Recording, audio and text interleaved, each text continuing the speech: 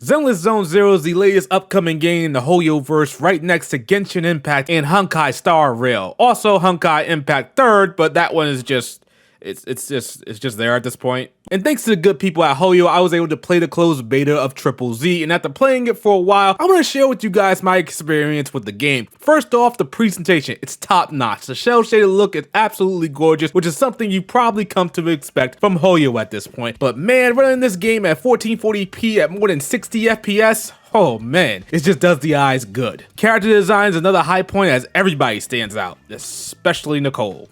Man, she looks clean. The UI is also pretty clean. I like when you pause the game and brings up a random character to view on the menu. The story is presented in, well, 3 formats. First, you have the normal visual novel-like cutscenes where characters will talk to advance the plot. Then you have this comic or manga style where you'll get different images popping up to show what's going on in a cutscene. And of course, you have your traditional cutscenes using the in-game character models, which honestly look just fantastic to me when it's running smoothly. I don't know the underlying reason for these 3 different formats for storytelling. It's a bit weird and almost borderline jarring for me, but it's not too much of a big deal. Just when there's an actual cutscene, it tends to stand out to me. The in-game environments look good as well. Everything has a fair amount of detail, and the NPCs and the major characters roaming the city hub area look nice. There's no doubt that Zenless Zone Zero is a looker, and as soon as you lay eyes on the game, you'll instantly know if this is the kind of game you want to play.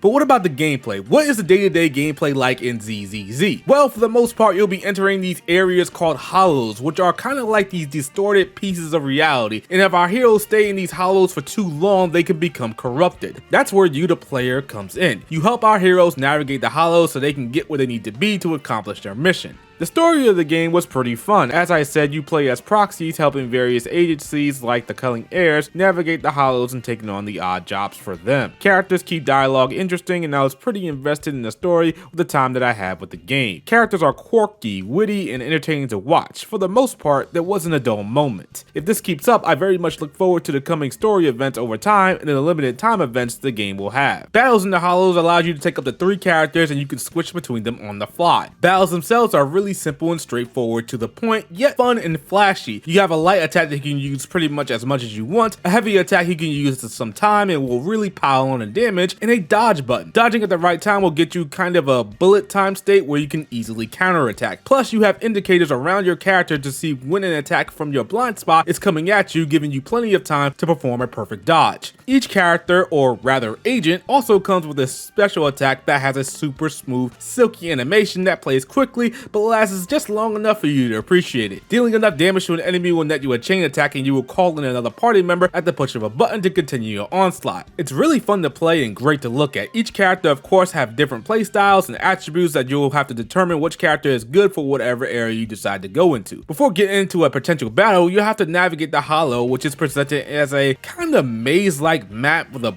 bunch of TVs. Now, I gotta be honest with you, I didn't care much for this style of exploration, if you want to call it that, but the game will change things up on the map to make it feel less unappealing. At least it was to me at first. Sometimes you have to get to a certain switch to unlock a new path. Sometimes you'll have to remember a simple color combinations, and other times you'll have to navigate just the right path to reach the end. And I'm sure there will be a whole bunch of other objectives and things you'll have to do to get to your destination as you keep playing the game. And of course, you have points on the map that will pull you into a battle. Some battles will be straightforward, like defeating a group of enemies, or taking out a big bad, or defending an area from waves of enemies that come at you. Overall, the gameplay is pretty good. I like plowing away at enemies and switching up between characters to get more hits in. The animations on attacks and the switching are buttery smooth, so it's always entertaining to look at when the game is in action. Outside of hollows and battle, you'll be in the main city hub area where you can accept side quests, or commissions as the games call them, and talk to various characters. You can grab a bite to eat to increase stats during the hollow runs, which I gotta say looks really appetizing when ordering the food. You also have a coffee spot that gives stat bonuses as well, and you know, I had no idea there was such a thing as avocado coffee. That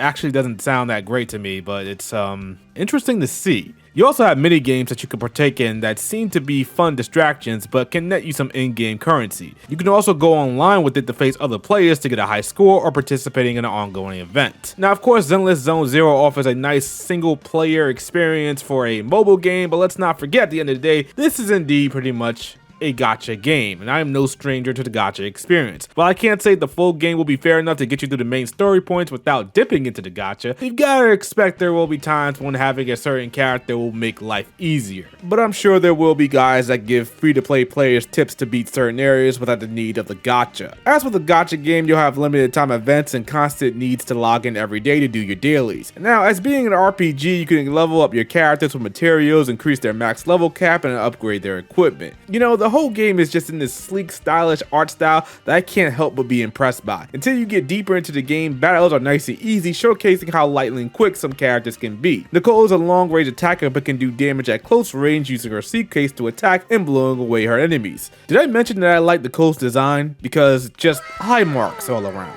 Next you have Billy, who I'm not gonna lie, I'm not the biggest fan of because he reminds me of that random, goofy, Deadpool-like character, but his playstyle with his gunplay is kind of exhilarating to see him destroy enemies from afar. Ambi is a complete close-range attacker that will combo her enemies to death, being fast and agile. Playing the game, I was also able to get a maid agent through the gacha, and she's okay to play with, but I gotta admit, I wish I got another character instead. Maybe that big bear guy would have been pretty cool to play as. But I really enjoy playing as the character, as she is a close range attacker too, but her attacks are just almost blindingly rapid and nimble that playing as her is just too much fun. Ripping enemies to shreds in seconds is always satisfying. And you know, I also want to say I greatly appreciate how the major story events are all voice acted. I like hearing things in English. Yeah, that's right, sue me. And the voice actor does a pretty good job fitting the characters. No major complaints in that department. This closed beta was a whole lot of fun and gave a decent amount of content to show what you can expect when the full game arrives. I played this beta on my PC and I didn't have any trouble with performance. Can't say how this game will look on phones, but I can imagine if you want good performance and a good resolution, well, you'll probably need a high-end smartphone.